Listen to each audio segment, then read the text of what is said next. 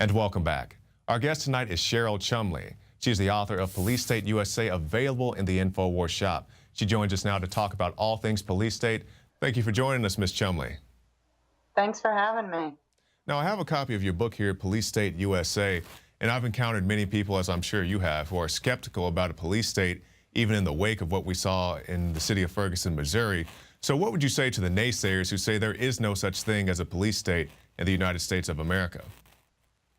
Well, first and foremost, I would say read my book. And if you can come to any type of conclusion that we are not on the cusp of a police state, please email me and let me know.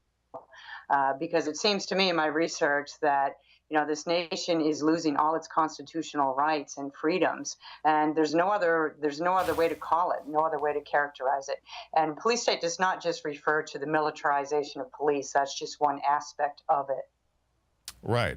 And I was talking to you earlier, and you mentioned something, you saw the articles, it's been an ongoing trend, people being told to take down their flags, patriotic flags, don't tread on me flags, whatever, all across the country. And we saw a recent example. So, when you see that, what does that make you think that you can't even raise a flag in the United States of America? Well, did you ever think we'd get to the point in the United States of America where putting an American flag outside your home would cause such a controversy? The case you're referring to was a woman who's flown her flag, her U.S. flag, for 36 years outside her home. All of a sudden now her rental company says that she has to take it down because of fairness issues. If you fly an American flag, the company, worries that other people from other nationalities will want to fly their flags also. So, it's just constant barrage of government regulation, a mindset coming even in the private sector now to clamp down on individual freedoms. That's exactly right, because we've even seen in California kids suspended from school for wearing American flag T-shirts. They said you can't even wear an American flag T-shirt going into school. And like you said, this is the land of the free, supposedly. Why can't you raise a flag? Why can't you wear a flag shirt to school? But let's talk about some of the things going on in the news, some of the other aspects. I know you put out a few articles this week, and one of the things that I caught my attention was feds tout school lunches as national security issue. What exactly is that about? That's where the USDA wants to put such importance on Michelle Obama's campaign to tell parents how to feed their children in the school system, that they want to make it a national security issue. What their logic is if kids are obese in this country, they will not be able to perform well in the military. They'll grow up and they won't be fit enough to serve this nation. Mm-hmm. So they're calling that a national security issue, but that's way over the top, and it's not really the government's right to tell people how to eat anyhow. Yeah, that's exactly right, because we've seen in the city of Chicago, I did one of my earlier reports here at InfoWars, was talking about exactly the issue you talked about, how they want to regulate what the kids are eating. Meanwhile, they did an expose on one of the schools there, the local CBS affiliate, and found out that the kids were actually eating rat droppings because the school cafeteria was not up to snuff. And, we've seen people rebel against Michelle Obama, entire YouTube videos, the kids saying we're hungry and we're not getting enough food to eat. But that's just one aspect, as you said, of the larger police state. And another thing that caught my attention today, I saw this report about an officer, or a police chief more accurately, in Florida, said that his officer was justified in threatening to kill somebody because the suspect didn't show the appropriate quotient of fear. I'm not sure if you're familiar with this, but basically this was during a traffic stop. An officer came up with his gun drawn at somebody who was filming him with a cell phone and said, "Put down your cell phone," and then actually threatened to shoot the guy. The exact quote was, I'm not afraid to pop around in your, effing butt right now," because the guy wasn't afraid enough of him. Yeah, now see, that just speaks to the whole militarization of police. And, it's not just the equipment that police departments around the nation are getting. It's not just the military gear that they're getting as cast-offs from the Pentagon's 1033 program. It's a whole mindset shift in how police are being trained to patrol their communities. It's not any longer the serve and protect, put the innocent American first. It's more aggressive. It's a lot more in your face, cuff first, ask questions later. And the biggest priority nowadays, which is alarming if you think about it, is the police want to protect first and foremost their fellow police officers. And that sometimes comes at the expense of the citizens who actually pay their salaries to protect them first. That's right, because they're no longer peacekeepers, they're law enforcement. I did a special report earlier talking about the growing phenomenon of swatting. This is where, guys playing video games will call a SWAT team on somebody else. For example, I saw, Mrs. Chumley chop off somebody's head. You need to go send a SWAT team over there. And in the particular video I referenced, the officers bust in. There's a guy sitting there, at his video game station, raises his hands, gets on the ground voluntarily, but the officers still thought it was necessary to, stomp on the guy's back. He has 3 or 4 grown men laying on him, and then he puts a boot in the back of the small of this guy's back. And in my opinion, I understand the officers want to be safe, but that's overkill. Well, that's definitely the problem. And, when you have this type of equipment at your disposal as a police officer, and when you're trained in more a military mindset than, a civilian serve and protect, you don't start out at a level of response that's low key. You don't start out at level 1 and progress slowly until you're forced unwillingly to hit level 10. You just jump right in the gun and you'll whip out, level 8, level 9 response. And, that's how Americans, innocent Americans, their constitutional rights are getting trounced.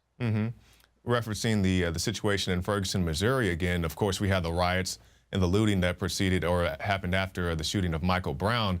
But then the police come out, and to respond to that, they come out with tear gas, which you can't use against the enemy combatant foreignly. They come out with rubber bullets.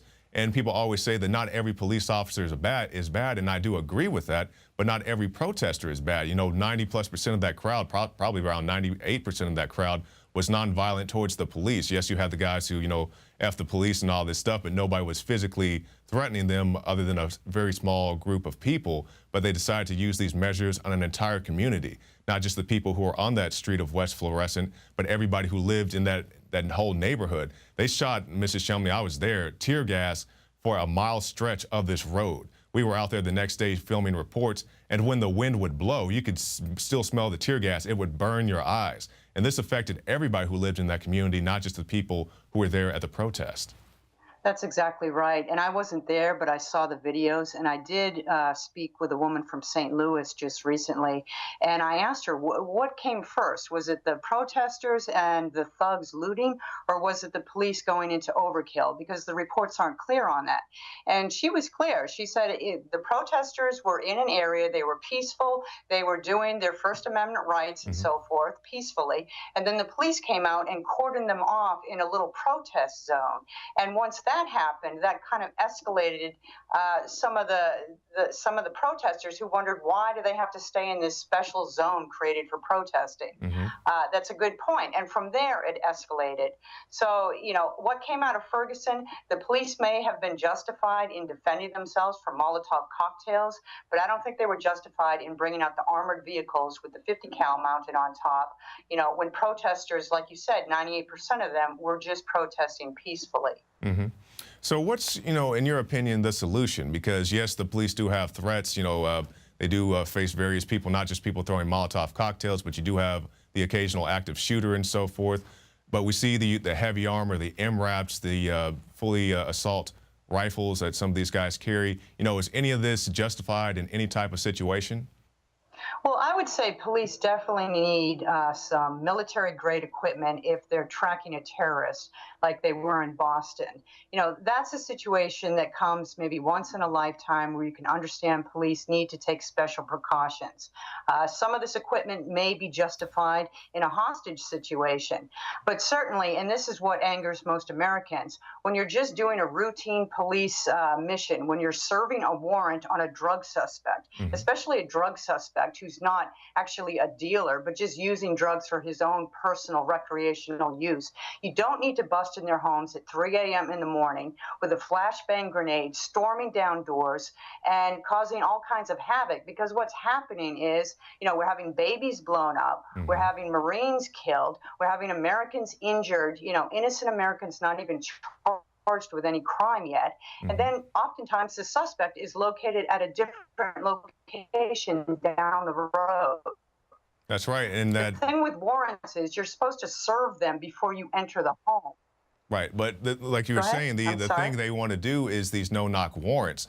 And you reference baby Bobo, who got his face blown off by the flashbang grenade. And you want to talk about the crimes of the police, of the parents rather, whatever they may have been doing, is it worse than blowing a toddler's face off? It's this, anything goes and nobody really gets held responsible. In your opinion, what should happen? And let's just take that example of the flashbang grenade.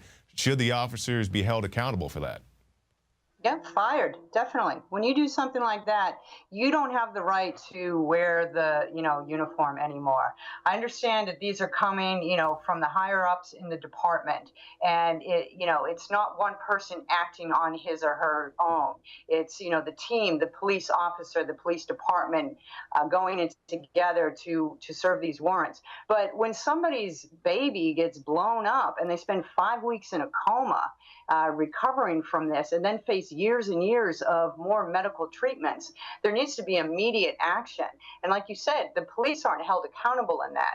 The good news is a federal court just ruled that SWAT teams can, in fact, be sued if they overreach on their if they storm into a home and they wreck a home and somebody gets injured, and it turns out that the suspect wasn't even in the home.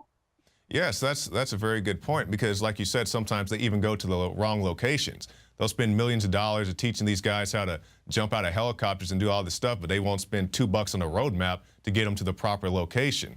And while we get close to our end here, I want to ask you about coming out of Ferguson. Now the police departments, the sheriff's departments, they're starting to question, or at least on the public face, do they need all this equipment? And now people are saying that they're actually willing to give these MRAPs and other military vehicles back to the Pentagon.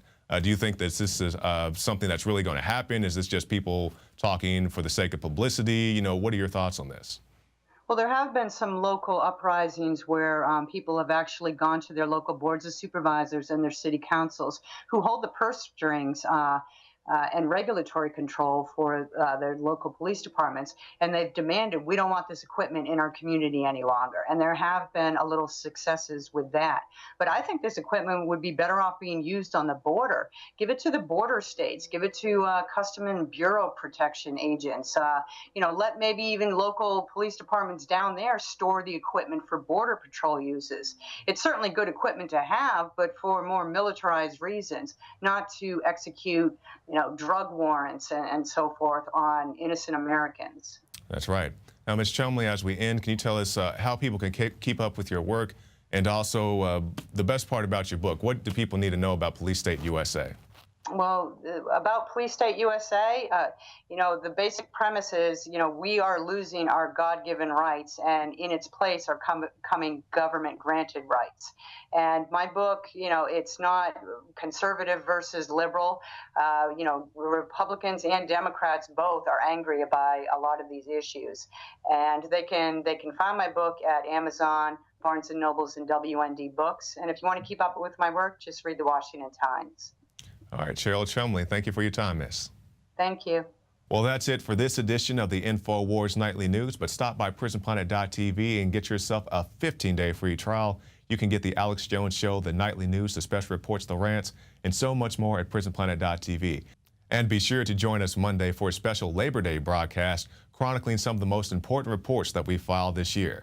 I'm Jakari Jackson for the InfoWars Nightly News, and we'll see you again soon.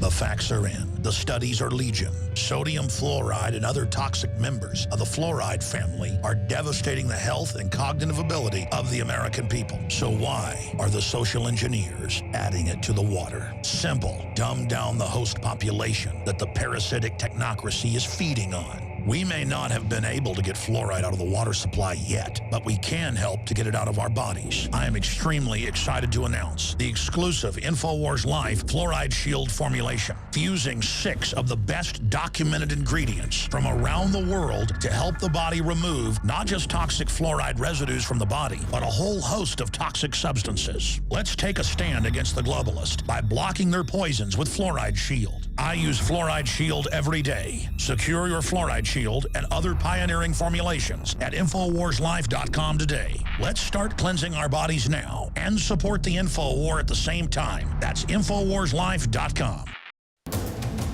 You are watching the InfoWars Nightly News, which airs 7 p.m. Central at InfoWarsNews.com. Members can share their passcodes with up to 11 other people, and your support is helping us defend liberty worldwide.